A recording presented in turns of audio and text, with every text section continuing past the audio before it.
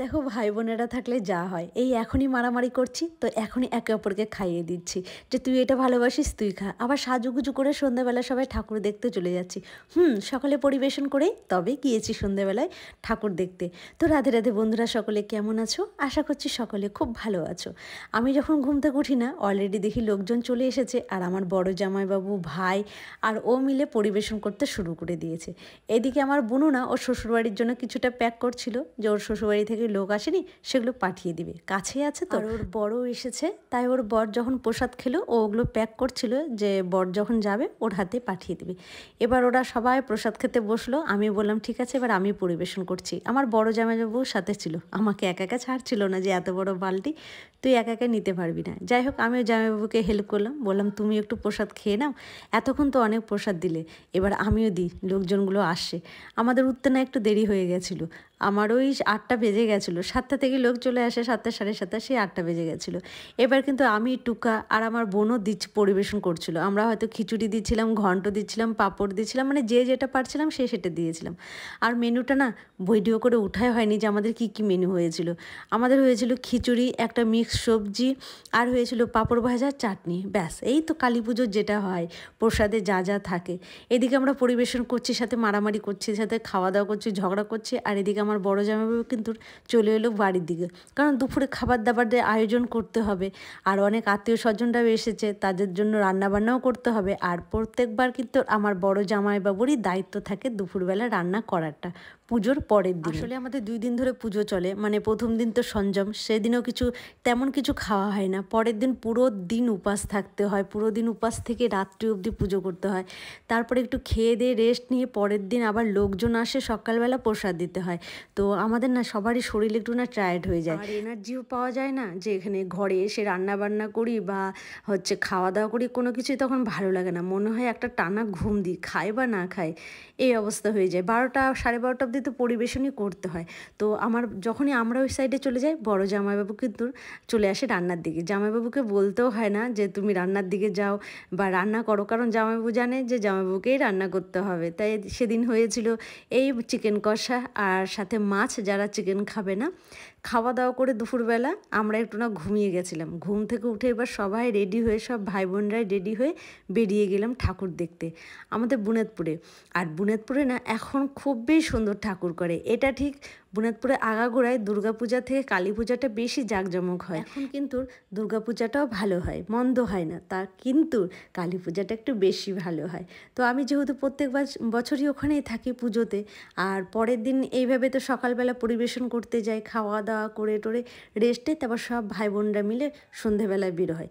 কোনো বছর হয়তো আমি ভাইফোঁটাতে চলে আসি আমার ননদের বাড়িতে, আবার কোনো বছর ওখানেই রয়ে যায়, মানে যখন যেমন হয়। আমার ওরকম কোনো ঠিক নেই, কারণ কি আমাদের ভাইফোঁটা নেই, তো আমার বাবার বাড়িতে ভাইফোঁটা নেই, তাই আমার ভাইকে আমরা 3 বোনেরাই ফোঁটা দিই না, কিন্তু আমাদের 3 বোনেরই আবার শ্বশুরবাড়িতে ভাইফোঁটা আছে। তো তাই ও আমার বড়দির মেয়ে আবার ওর 3 ভাইকে ফোঁটা দেয়। তো আমরা কখনো ওখানে থাকি, কখনো এখানে থাকি, এইভাবে আমার ফোঁটার দিনগুলো চলে যায়। কিন্তু হ্যাঁ, কালী পুজোতে ওইখানে আমরা সবাই মিলে একসাথে কিন্তু ঘুরতে যাই।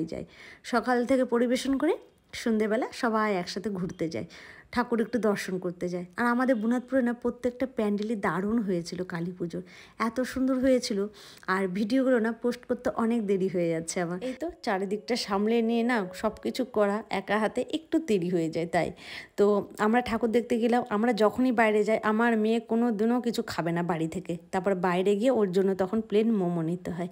হ্যাঁ, প্লেন মোমো কেন বললাম, ওর মধ্যে কোনো মশলা টশলা থাকে না, মানে সস টস থেকে শুরু করে যা যা দেয় সেগুলো থাকে না, শুধু ভেতরে ওই মোমোর যে পুরটা দেয়, মানে বাঁধাকপি টাধাকপি ওগুলোই থাকে, ওটাই সিম্পল ওকে খাইয়ে দিই। তাহলে কি হয়, ওর পেটটা ভরা থাকে অনেকক্ষণ, একদম বিরক্ত করে না, বাচ্চা মানুষ। আর বাড়ি থেকে তো কিছুতেই খেয়ে যাবে না, যেই শুনবে আমরা বাইরে যাচ্ছি, যখনই শুনবে ও আর বাড়িতে খাবে না ইচ্ছে করে, যে বাজারে গিয়ে ও খেতে বেশি ভালোবাসে।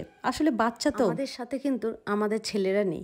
ছেলেরা বড় হলে যা হয়, মেয়েরা তো মায়ের সাথে ঘোরে, এটা কিন্তু স্বাভাবিক, মেয়েরা মায়ের ভক্ত হয়, আর ছেলেরা বড় হলে কিন্তু নিজেদের মতন করে ঘোরে। ওই যে 3 ভাই একসাথে হয়েছে, ওরা এখন 3 ভাই বাইক নিয়ে ঘুরে বেড়াচ্ছে, ওরাই ঠাকুর দেখছে। যাই হোক, সেদিন আমার বড় ভাগ্নে ছিল না, ওর কাজে চলে গেছিলো, কিন্তু ওই যে 2 ভাই ছিল, আর আমার বোনের ছেলেটা ছিল, তাও 3 ভাই ওরা ছিল।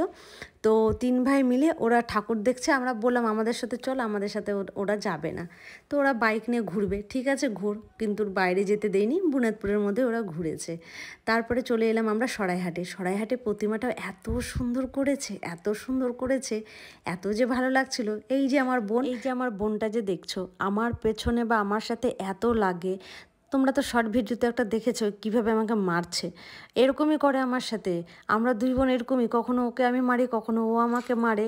আর বোনটা কিন্তু থাকলে সত্যি খুব সেই বোনটাই বুঝবে যাদের বোন আছে, যে বোনটা থাকলে কতটা সুবিধে হয় কথা বলার, ঝগড়া করার, মারামারি করার, আবার কত রকমের গল্প থাকে সেগুলো শেয়ার করার। আর আমার মেয়েটা তো খুবই আনন্দ পাচ্ছে, ও এইভাবে ঠাকুর দেখছে, ঘুরছে। ওর তো যেন সেদিন ঘুমও পাচ্ছিল না, পুজোর দিন থেকে কিন্তু ঘুম নেই, তাও যেন ওর ঘুম পাচ্ছে না। সবাই এখানে ঠাকুর ঠাকুর দেখে আমরা বের হচ্ছি, ঘুরছি, লাইটিংগুলো বেশ সুন্দর করেছে। বুনাদপুরটা কিন্তু এখন বেশ সুন্দর হয়ে গেছে, একটা সাজানো গোছানো খুব সুন্দর শহর হয়ে উঠেছে, এত ভালো লাগে। আমি তো এখন খুব কমই থাকতে পারি, তার জন্য আমি যখন যখন দেখি আমার খুব ভালো লাগে যে ইস কী ছিল আর কি হয়ে গেল। আস্তে আস্তে অবশ্য অনেকটাই উন্নতি হবে, আরও উন্নতি হবে, কারণ স্বাভাবিক সব জায়গারই আপডেট হচ্ছে, উন্নতি হচ্ছে, এখন গ্রামগঞ্জ সব জায়গায় উন্নতি। তো এটা না আমাদের হচ্ছে ফুটবল মাঠের মেলাতে, আমরা লাস্টে মেলাতে ঢুকেছিলাম, গিট্টি মোড়েরটা দারুণ করেছিল, তবে ওইটা না গাড়িতে আস্তে আস্তে আমি দেখেছি, ওটাতে যাওয়া হয়নি। আর এখানে তো গাড়ি দেখে আমার মেয়ে গাড়িতে উঠবে। আর এখানে দেখলাম নাগরদোলা বাচ্চাদেরও আছে, প্লাস বড়োদেরও আছে নাগরদোলা, যে যেটাতে উঠবে। তারপরে চলে এলাম ঘুরে ফিরে আইসক্রিম খেতে। কে কী খাবে বলা হয়েছিল, সবারও একটাই কথা, আইসক্রিম খাবো, কারণ গরমটাও যে বড্ড পড়েছে। কে বলবে বলো তো, এখন কালী পুজো, এই সময়টা এত গরম। আর এদিকে আমার ভাই কিন্তু মোগলাই খাচ্ছিল, ওই একমাত্র যে প্রত্যেক বছর একটা করে মোগলাই খায়, আর আমরা আইসক্রিম খাই, খেয়ে দিয়ে তারপরে বাড়ি চলে আসি, কারণ এতটাই গরম লাগছিল।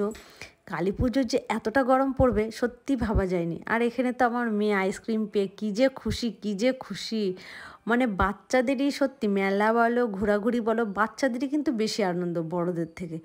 ওর তো এগুলো পেলেও ভীষণই আনন্দ, নতুন নতুন জামা পরবে, ও খাবার দাবার খাবে, ঘুরবে, এত লাইটিং দেখবে, এইটাতে উঠবো, ওইটাতে উঠবো, এই জিনিস নিবো, এগুলো তো ওর ভীষণ খুশি। যাই হোক, এবার না ঘোরাফেরা অনেক কিছু হলো, চলো বাড়ি যাই, কারণ অনেক রাত্রি হয়ে গেছে, বাড়িতেও বাবা মা ওয়েট করছে। তো বাড়ি যাওয়া যাক, নেক্সট ভিডিওতে আবার দেখা হবে বন্ধুরা, সবাই ভালো থাকবে, রাধে রাধে।